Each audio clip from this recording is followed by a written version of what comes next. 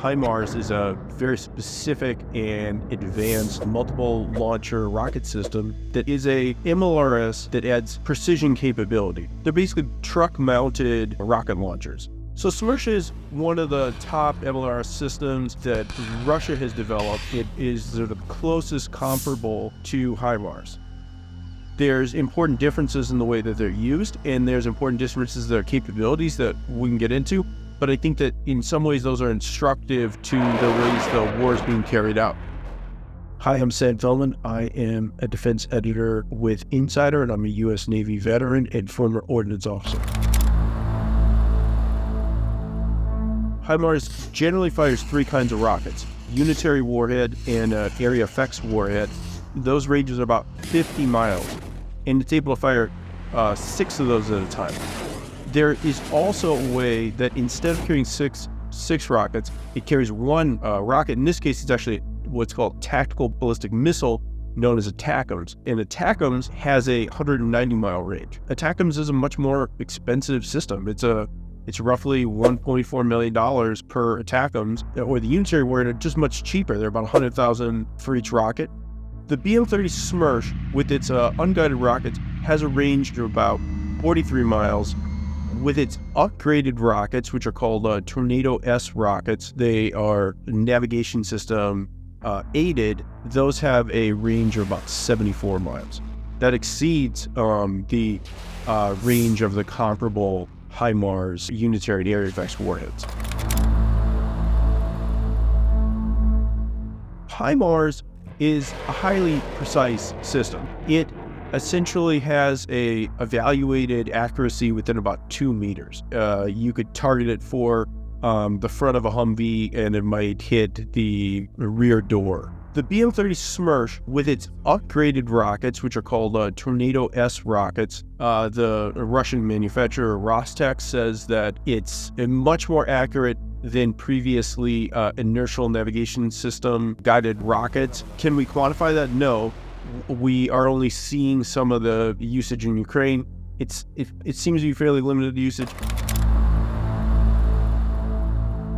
HIMARS has about a 4 to 5 minute reloading time. The way that crews typically operate, once they fire the rockets at a launch point, they are what's called shooting and scooting. So they are getting out of that area and they are likely going to a resupply point. In the case of HIMARS, it can either carry one ATACMS or it can carry one pod of 6 other rockets with shorter ranges. Those pods are basically moved all together in one piece. It's like moving like a pallet. That's done within about 4 to 5 minutes. The BM-30 Smersh relies on a servicing vehicle. That tends to take somewhere between 20 and 38 minutes to reload this. Part of the reason is that the servicing vehicle is loading in rockets one by one via a crane. So instead of moving one pallet like HIMARS, it's moving 12 individual rockets. The HIMARS system allows the crew to be much more efficient to be ready for that next fire mission sooner.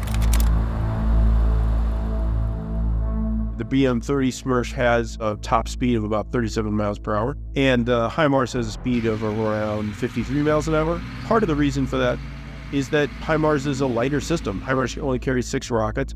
The BM-30 carries 12 rockets, and so it's a heavier truck. It carries a heavier load. These systems are not defined by ground speed. They're not tanks that are trying to shatter through lines. The speeds of the vehicles allow for more readiness to be ready for more missions. We don't see direct video evidence that the HIMARS has come up directly against BM-30 MLRS. The U.S. has supplied 39 HIMARS launchers and the rocket artillery they need. They've been employed by Ukraine for 18 months, and none have been destroyed to date. A lot of MLRS have been destroyed on both sides. Russia's lost a huge number of MLRS, well over 300 different vehicles, and those include the BM-21. There are 2 BM-30 Smershes that have been destroyed. About 80 BM-27 Uragans have been destroyed. It seems like there's two things going on. The first comes down to the Russian satellite navigation system, GLONASS. We know that GLONASS is not as accurate as GPS. That may be contributing to the lack of observed pinpoint accuracy.